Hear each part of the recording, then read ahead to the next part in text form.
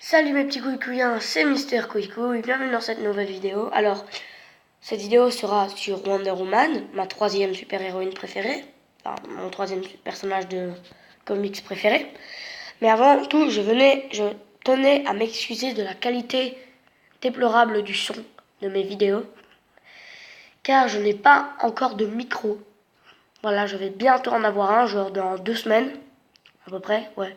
La semaine prochaine, j'aurai un micro. Donc la qualité sera sûrement meilleure. Voilà, je tournerai dans un endroit vraiment isolé. Donc voilà, tout de suite, c'est parti avec Wonder Woman. Alors voilà, la vidéo que je vous montre aujourd'hui, comme vous pouvez le voir, est de... Enfin, vous l'avez peut-être pas vu, mais est de Comics Party. Hein. D'ailleurs, coucou si tu me regardes. Ça me fait super plaisir que tu me regardes.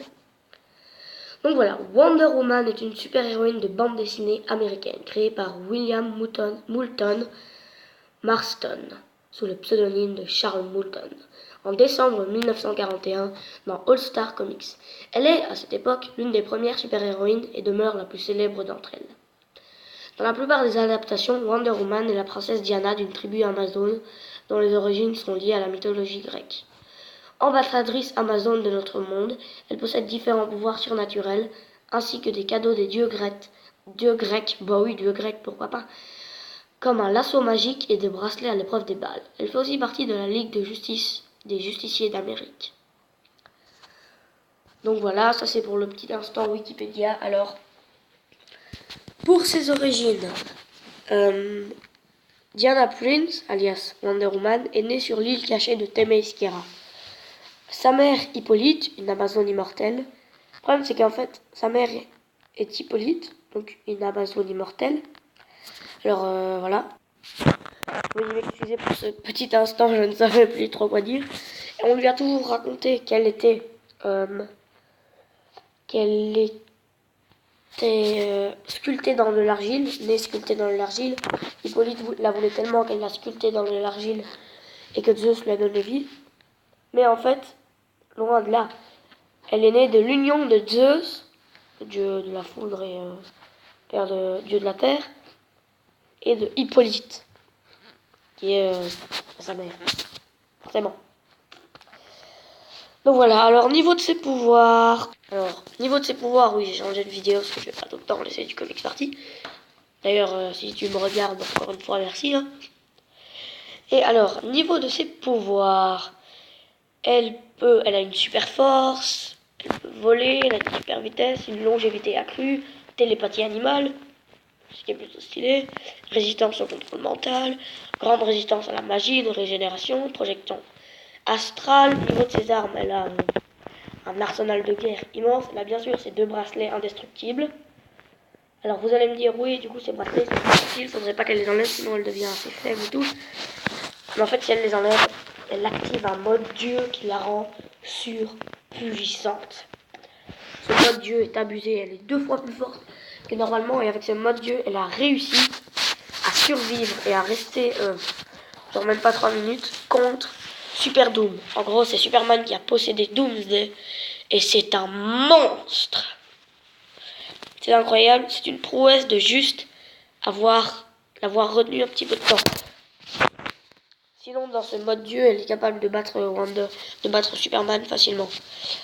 Alors voilà, donc elle a bien sûr son lasso de vérité, hein.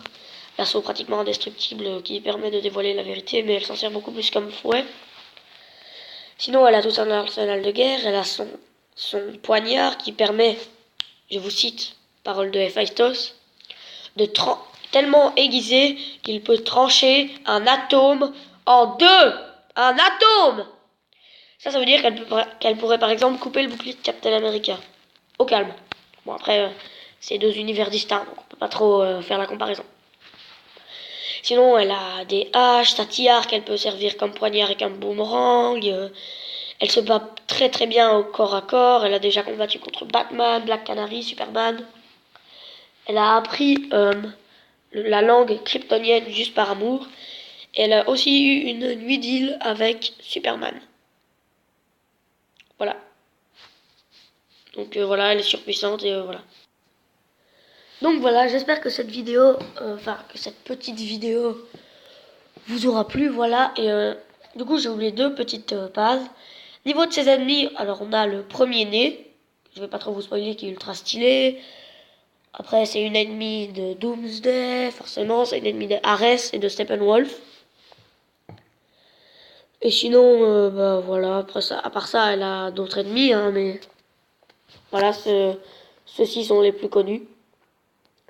Niveau du conseil lecture,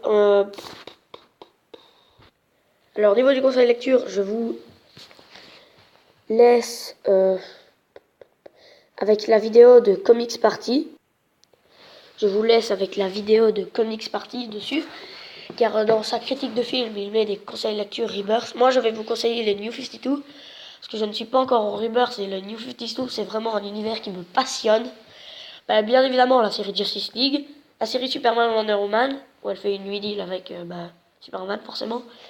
Sa série à elle, Wonder Woman New 52. Sinon, on peut avoir aussi Wonder Woman déesse de la guerre, qui est vraiment pas mal comme série. Moi, je l'ai fini, elle est vraiment très très cool, en 2 tomes, très très bien. Pour l'histoire, elle tue Ares, parce qu'elle est obligée, à cause du premier né. Et du coup, elle devient la déesse de la guerre. Donc voilà. Et pour le film, on la voit vite fait on la voit dans Batman versus Superman. Au début, on ne la voit pas tellement en Wonder Woman, plus en Gal Gadot. Mais après, à la fin, on la voit en Wonder Woman. Je peux vous conseiller bien évidemment le film Wonder Woman et le film Justice League, qui est beaucoup trop critiqué à mon goût.